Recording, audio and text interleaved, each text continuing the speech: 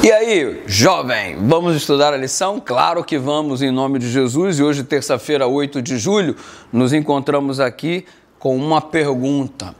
Devo fazer isto? Bom, voltamos novamente ao assunto de Moisés fazendo justiça com suas próprias mãos.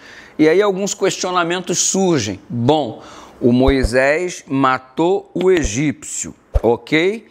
Trouxe livramento aos israelitas. Ele não estaria certo em defender os israelitas? Em defender, sim. Do modo como fez, não. Ei, coisa certa feita do jeito errado. É assim que muitos de nós procedemos. Fazemos a coisa certa do jeito errado. E é preciso pensar em nossas atitudes para saber se elas justificam o fato de queremos fazer a coisa certa. Porque eu quero fazer a coisa certa, não importa o caminho que eu vou tomar, importa sim. O caminho que você vai tomar para fazer a coisa certa, ele é muito importante. Aliás, ele é essencial. Mas algumas pessoas ainda questionam. Nossa, mas o Moisés fez o que tinha que ser feito. Era uma questão de livramento, ele fez o que deveria ter sido feito.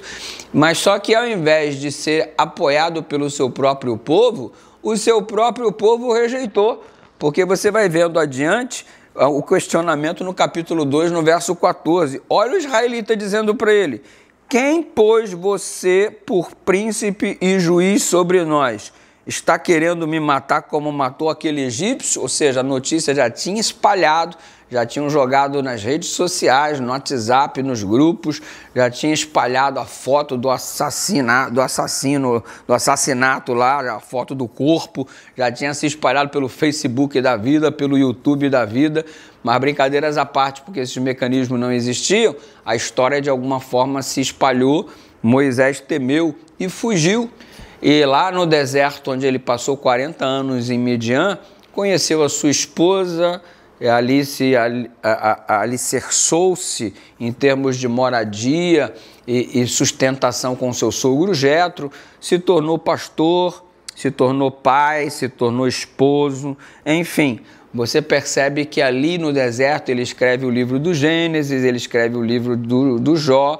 Aí, pastor, tá vendo? Então ele fez o que era certo, porque se ele não matasse o egípcio, se não tivesse fugido, como ele teria tido uma esposa, como ele teria conhecido a Zípora, como ele teria tido seus filhos, como ele poderia, pastor, ter escrito o livro do Gênesis e o livro do Jó naquele momento, se ele não tivesse feito o que ele fez. Uma coisa não justifica a outra. Deus não precisava que Moisés matasse o egípcio para que o livro de Gênesis fosse escrito. Deus não precisava que Moisés matasse o egípcio para que o livro de Jó fosse confeccionado. Deus não precisava que Moisés matasse o egípcio para poder trazer livramento para o seu povo. Muito menos precisava que ele fizesse isso para obter uma esposa. Moisés poderia ter tido o seu casamento, Moisés poderia ter tido seus filhos, Moisés poderia ter escrito o livro do Êxodo e do livro do Gênesis e do Jó, como escreveu lá no deserto, mas ele poderia fazer tudo isso, mas para fazer isso não estava necessariamente ligado ao assassinato. Ele tinha que cometer um erro para que coisas boas fossem produzidas. Deus não trabalha dessa forma.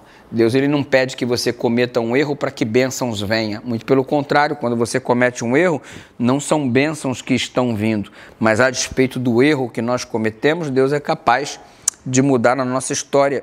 E é isso que fica claro aqui na história do Moisés. Que erro que você já cometeu? O quanto você já se sabotou? Deus ele pode converter maldição em bênção. Ele fez isso na vida do Moisés, pode fazer isso na nossa vida também. Você percebe que a despeito do erro do Moisés, o propósito de Deus para a vida dele não havia terminado. A despeito do erro que você já cometeu, o propósito de Deus para a nossa vida ainda não terminou. Pode ser cumprido em nome de Jesus por meio da graça. Que coisa, hein? Deus é extraordinário. Vamos orar? Pai querido, obrigado por teu propósito para conosco, a despeito da nossa autossabotagem. Perdão, ajuda-nos a sermos submissos ao teu querer, em nome de Jesus. Amém.